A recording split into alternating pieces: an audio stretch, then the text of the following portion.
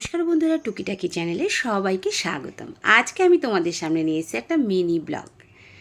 কালকে আমরা দুজন মিলে বেরিয়ে পড়েছিলাম ত্রিবেণীতে, ত্রিবেণী সঙ্গম দেখতে যাব বলে। তো দেখো, বাড়ি থেকে ওই বেরিয়েছি 3:30 পৌনে 4টে নাগাদ বেরিয়েছিলাম। এখনও কত রোদ উজ্জ্বল, দেখেছো?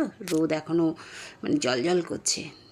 বেশ বাইকে যেতে ভালোই লাগছিলো, ঠান্ডা ঠান্ডায় দুজন মিলে বেরিয়ে গেলাম ত্রিবেণীর দিকে। তো আমরা ত্রিবেণীতে গিয়ে কি করেছি, কোথায় গেছিলাম, সমস্ত ভিডিও আমি আমার লং ভিডিওতে শেয়ার করব। তো আজকে তোমাদের সামনে একটা ছোট্ট মিনি ব্লগ নিয়ে আসলাম। তো আমরা বাঁশবেড়িয়া থেকে, বাঁশবেড়িয়া যে ব্রিজটা আছে ওই ব্রিজ থেকে বাঁ দিকে চলে গেলাম ত্রিবেণীর দিকে। তোমরা যদি ট্রেনে যাও তাহলে তাহলে হাওড়া থেকে কাটোয়া লোকাল ধরেও তোমরা চলে যেতে পারবে ত্রিবেণীতে।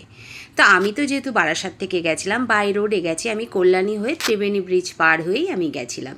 তো এখন চলে এসেছি ত্রিবেণীর মানে শ্মশান ঘাটে, যেই ঘাটটাকে নেতা ধোপিনীর ঘাট বলা হয়।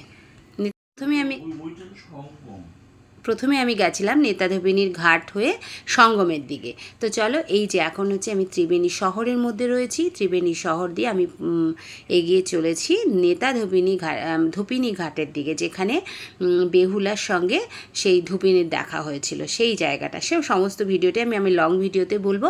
এখন আমি জাস্ট শর্টে তোমাদের সামনে একটু তুলে ধরার চেষ্টা করলাম। আর দেখো, যেতে যেতে পড়লো এই শিব মন্দিরটা, কি সুন্দর দেখতে, দারুণ দারুণ। আর এখানে রয়েছে শ্মশান, তাই প্রচুর লোকের ভিড় ছিল, যেহেতু শ্মশান বুঝতেই পারছো। আর ঘাটের দিকে যেতেই ছিল প্রচুর দোকান, মানে কি বলবো, চন্দন কাঠ, যা যা শ্মশানে লাগে সমস্ত দোকানই এখানে ছিল। এমনকি ঠাকুরের বাসনপত্র, শিবলিঙ্গ, প্রচুর কিছুই ছিল। তো দেখতে দেখতে চলে আসলাম আমরা ঘাটের ঠিক কাছাকাছি। কিন্তু আমরা প্রথমে যাব সঙ্গমের দিকে, যেখানে ত্রিবেণী সঙ্গম, মানে যেখানে 3টে গঙ্গা, যমুনা, সরস্বতী মিলন হয়েছে সেই জায়গাটায়।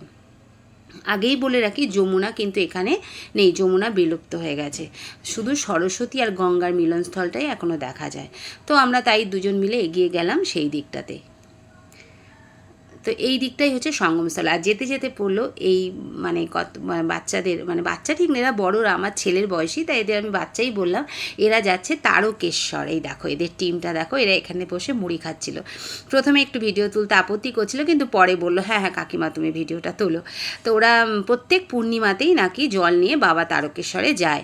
এই ওদের একটা টিম আছে, বেশ কয়েকজন বন্ধু মিলিত হয়ে ওরা টিমে যায়। অনেকক্ষণ এদের সঙ্গে গল্প করলাম, সময় কাটালাম, খুব ভালো লাগলো। প্রত্যেক পূর্ণিমায় নাকি এরা যায়। তাই ঈশ্বরের কাছে প্রার্থনা করে ওরা যে মনোবাঞ্ছা নিয়ে তারকেশ্বরে যায়, বাবা যেন ওদের সেই মনোবাঞ্ছনা পূরণ করে। এরপরেও এদের সাথে আরও কথা হয়েছিল, সেই ভিডিওটা আমি লং ভিডিওতে শেয়ার করব। আজকে শর্টে তোমাদের মধ্যে কিছুটা তুলে ধরার চেষ্টা করলাম। আর এই দেখো, বাবার ধামে যাওয়ার জন্য যে ওরা যে বানিয়েছে এই জিনিসটা, টোটাল 45,000 টাকা না কত খরচ হয়েছে বলে, পুরোটাই পেতলের। কি ভালো লাগছে না? তারপরে আমরা চলে আসলাম এই যে সঙ্গম স্থলের দিকে। এই যে এটা হচ্ছে সঙ্গম স্থল। আর ওই দেখো সামনে গঙ্গাটা দেখা যাচ্ছে, কি সুন্দর লাগছে বিকেলবেলাটা। আর এখানটা প্রচুর জঙ্গল হয়ে গেছিলো বলে সঙ্গম যে জায়গাটা, সরস্বতী নদীটা যেদিক থেকে বয়ে এসেছে, যেই দিকটা দিয়ে সরস্বতী বয়ে এসেছে সেটা দেখা যাচ্ছিল না, পুরো জঙ্গলে ঘেরা ছিল। আর ওই যে দেখো ব্রিজটা দেখতে পাচ্ছ দূরে, আর এখানে প্রচুর জাহাজের যেটি মানে দেখা যাচ্ছে দাঁড়িয়ে রয়েছে, ওই যে ব্রিজ, ওই ব্রিজ ধরেই কিন্তু আমরা এপারটায় এসেছি কল্যাণীর দিক থেকে। তো দারুণ লাগছিল, সবুজ, আর সামনে মা গঙ্গা।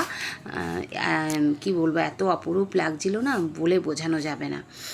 তো আজকে এই পর্যন্তই, আজকে আমার ভিডিওটা এই পর্যন্তই। তোমাদের কেমন লাগলো? ভালো লাগলে লাইক কমেন্ট শেয়ার করো, যারা নতুন অবশ্যই চ্যানেলটাকে সাবস্ক্রাইব করো, পাশে থেকো, সবাই ভালো থেকো, সুস্থ থেকো।